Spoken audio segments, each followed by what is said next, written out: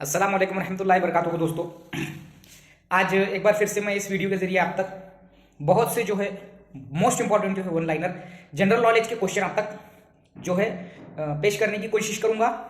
पिछले तमाम जो जनरल नॉलेज की जो हमारी सीरीज चल रही है उसमें तीनों वीडियोस को जो है जैसा मेरी जो कयास था उस हिसाब से उसको आपका रिस्पॉन्स नहीं दिख रहा है, फिर भी मवाद जब मैं अपलोड कर रहा हूं तो कुछ सोच समझ कर ही करता हूं, तो आप लोग रिस्पॉन्स दीजिए। और ये जो है जनरल नॉलेज की जो भी अपनी सीरीज चल रही है ये आपको काम आएगा।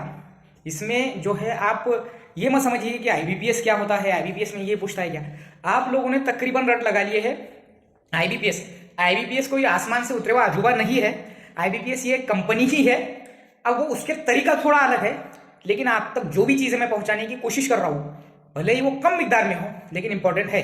तो आज का ये अपना चौथा सीरीज का video most important general knowledge के वन लाइनर क्वेश्चन, इसका ये तमाम वीडियोस को आप रिस्पांस दीजिए और शेयर कीजिए।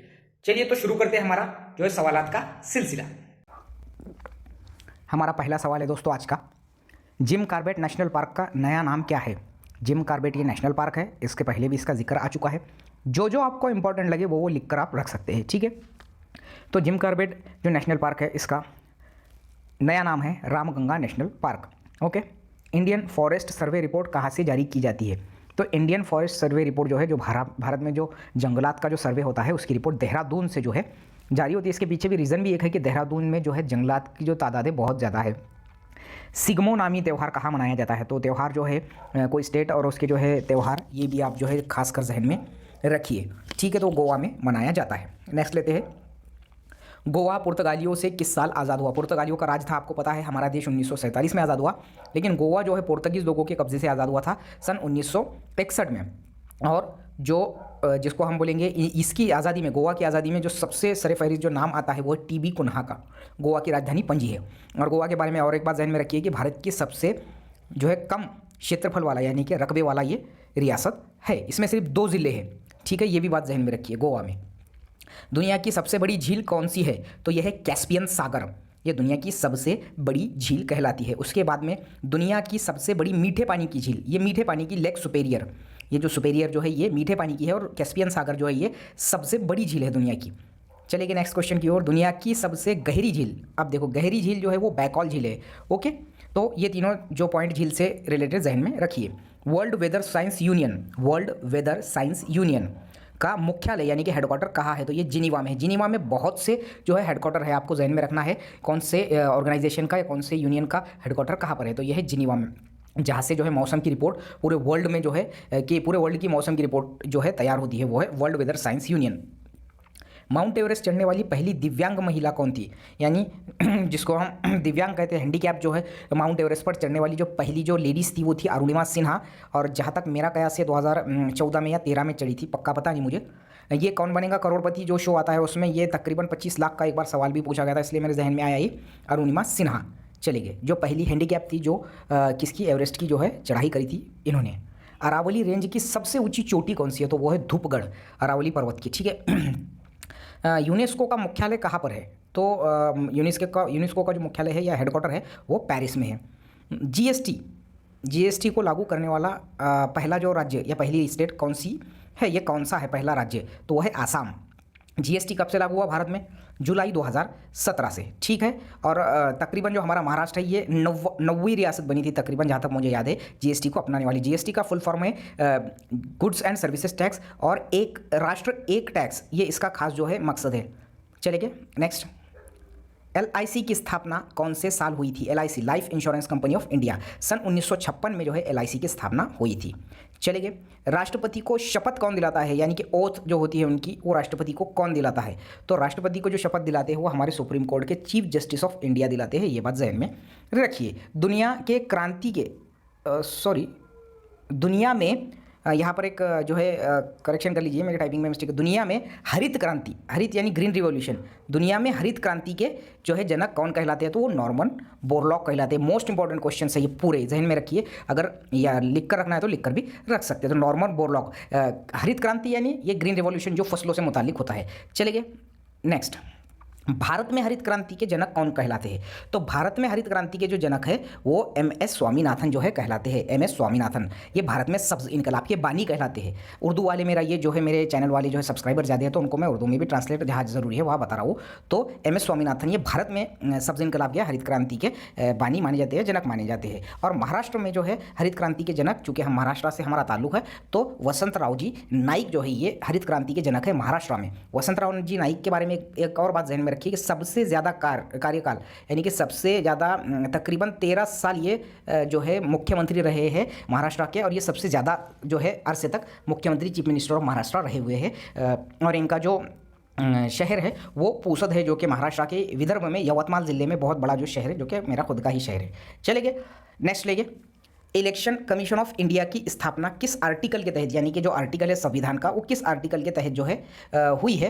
तो इलेक्शन कमीशन ऑफ इंडिया की जो है स्थापना जो हुई है वो आर्टिकल नंबर 324 के तहत भारत का जो इलेक्शन कमीशन जो बना है 324 धारा के तहत बना है।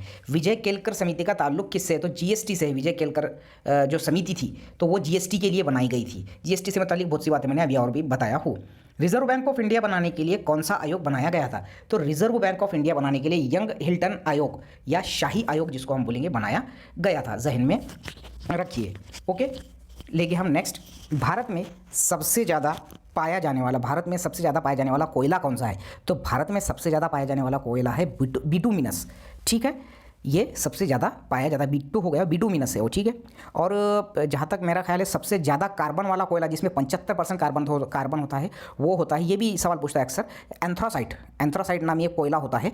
तो ये बात जहन में रखिए। ठीक है, कोयले की खदान में जब विस्फोट होता है तो कौन सी गैस निकलती है? तो वो निकलती है मीथेन गैस। मीथेन गैस का फॉर्मूला जहन में रखिए, CH4। मीथेन गैस या इसको गोबर गैस भी हम कहते हैं, गोबर जो टैंक होता है उसमें पाई जाती है। ठीक है, तो मीथेन गैस निकलती है जब कोयले की खदान में कोई विस्फोट होता है। तो भारत की पहली महिला कार्डियोलॉजिस्ट यानी कि जो हार्ट स्पेशलिस्ट, भारत की पहली जो है हार्ट स्पेशलिस्ट लेडी कौन थी? तो वो थी डॉक्टर एस पद्मावती।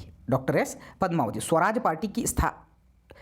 पार्टी की स्थापना किसने की? स्वराज पार्टी आज़ादी के टाइम की बात है। तो चित्तरंजन दास और मोतीलाल नेहरू जो कि चाचा नेहरू के ये अब्बा थे, तो चित्तरंजन दास और मोतीलाल नेहरू ये दोनों ने मिलकर स्वराज पार्टी की स्थापना की थी। कब की थी? 1923 में। ये बात याद रखो, ये इंपॉर्टेंट सवाल है।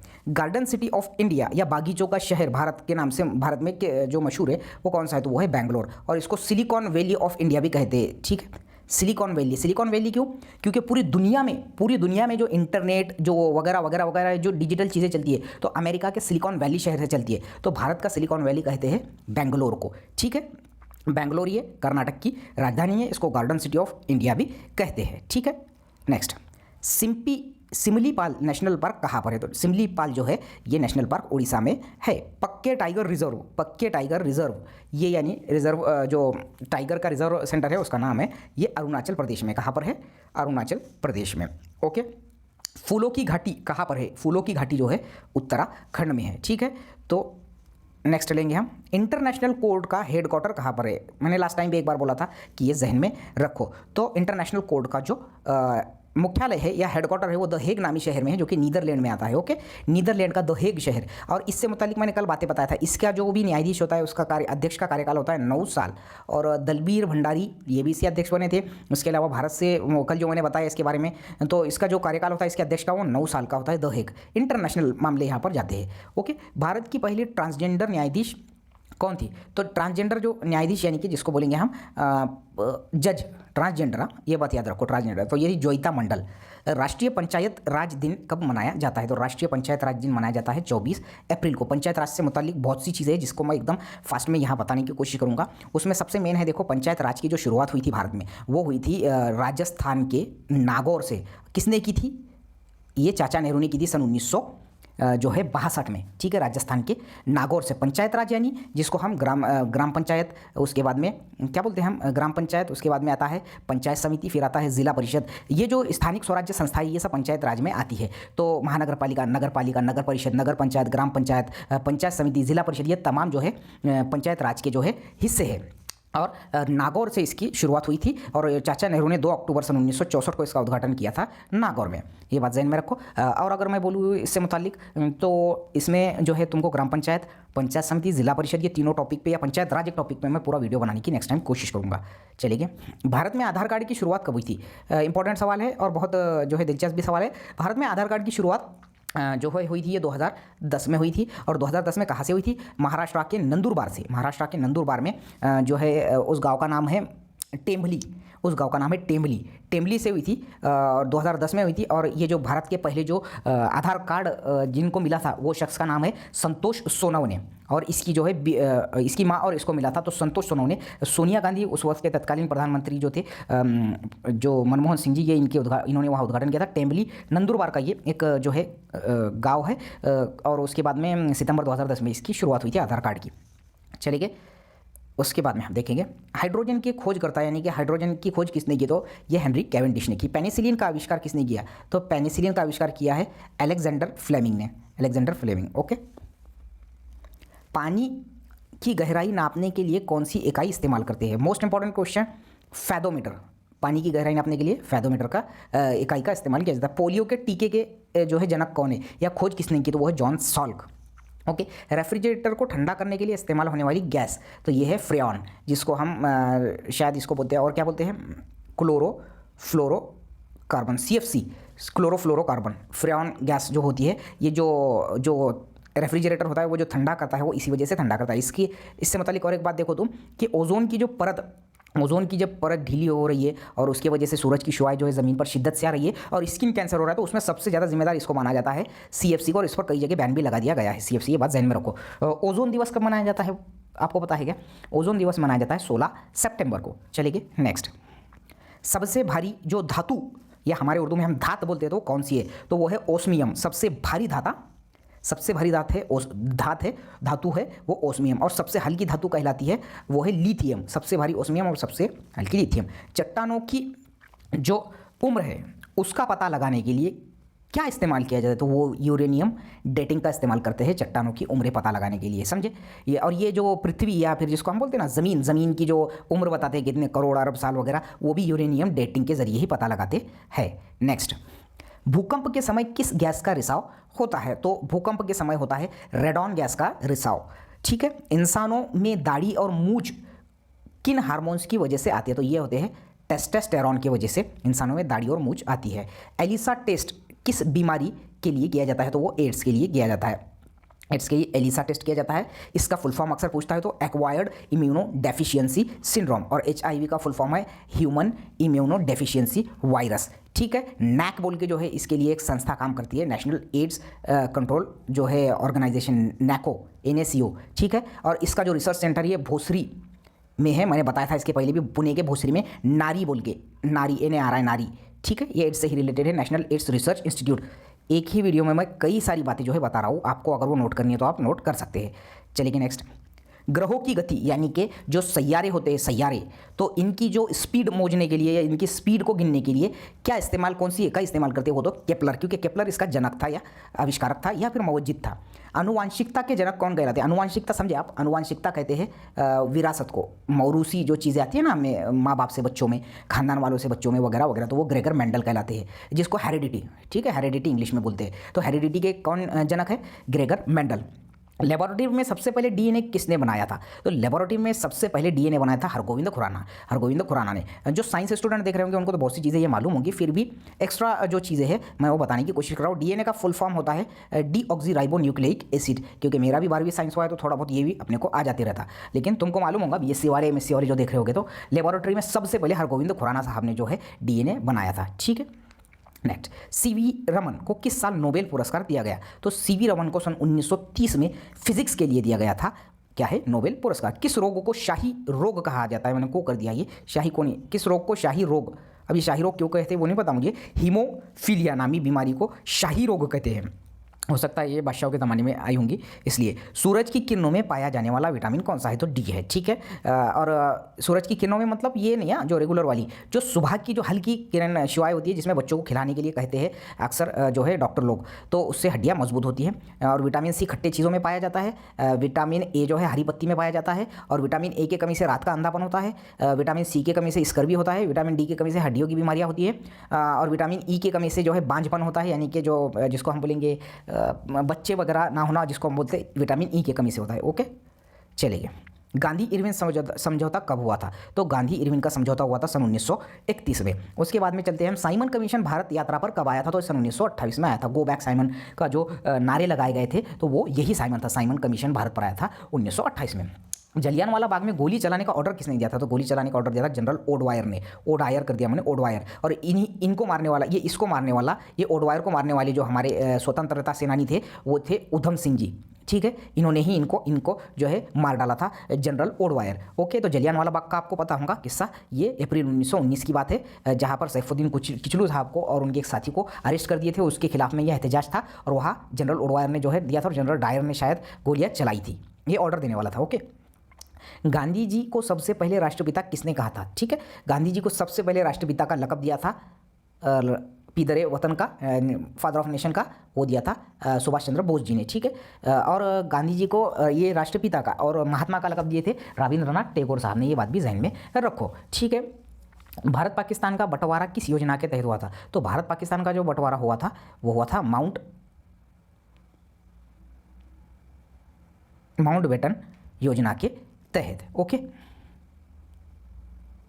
2 मिनट।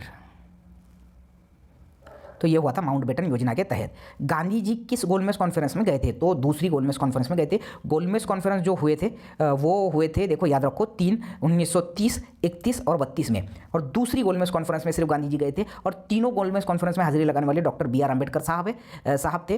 और ये सिर्फ एक ही जो है गोलमेज कॉन्फ्रेंस में गए थे महात्मा गांधी जी। 30, 31 और 32 में हुए थे ये। चलेगा, नेक्स्ट। अगला है हमारा सवाल, इंडिया फॉर इंडियंस नामी किताब किसने लिखी, तो ये लिखी थी चित्तरंजन दास ने। ओके, भारतीय कम्युनिस्ट पार्टी की स्थापना कब हुई, तो कम्युनिस्ट पार्टी की जो स्थापना हुई थी सन 1921 में हुई थी। ओके, जलियांवाला बाग के समय भारत का वायसराय कौन था, तो जलियांवाला बाग के समय वायसराय था लॉर्ड चैम्पफोर्ड। और ऑर्डर दिया था ओडवायर ने। ओडवायर को जो ओडवायर का जो कत्ल किया था वो उधम सिंह जी ने किया था। और जो हुआ था ये हादसा वो 1919 में होता, 13 अप्रैल 1919 में। चलिए नेक्स्ट। जलियांवाला बाग हत्याकांड के खिलाफ किसने अपनी सर की पदवी, यानी उनको अंग्रेजों की तरफ से जिनको सर की पदवी दी गई थी, यानी सर ये खिताब दिया गया था, तो रविंद्रनाथ टैगोर जी ने जो है ये वापस कर दी थी अंग्रेजों को कि हमको ये इसके एहतजाज में उसके खिलाफ में हम ये वापस करते हैं, हमको नहीं चाहिए बोलकर। तो वो रविंद्रनाथ टैगोर जी के बारे में 1913 में ये पहले शख्स थे जिनको नोबेल प्राइज़ दिया गया था और गीतांजलि किताब की वजह से दिया गया था और साहित्य का नोबेल था, ठीक है।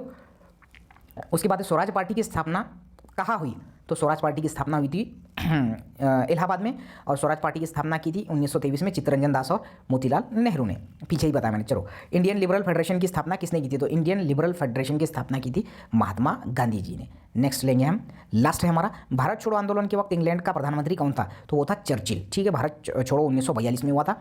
और भारत छोड़ो के टाइम पे जो 8 अगस्त 1942 को हुआ था ये। और ये जो हुआ था ये शायद ग्वालियर टैंक मैदान में हुआ था, कहाँ के, जो मध्य प्रदेश में है वहाँ पर, ठीक है।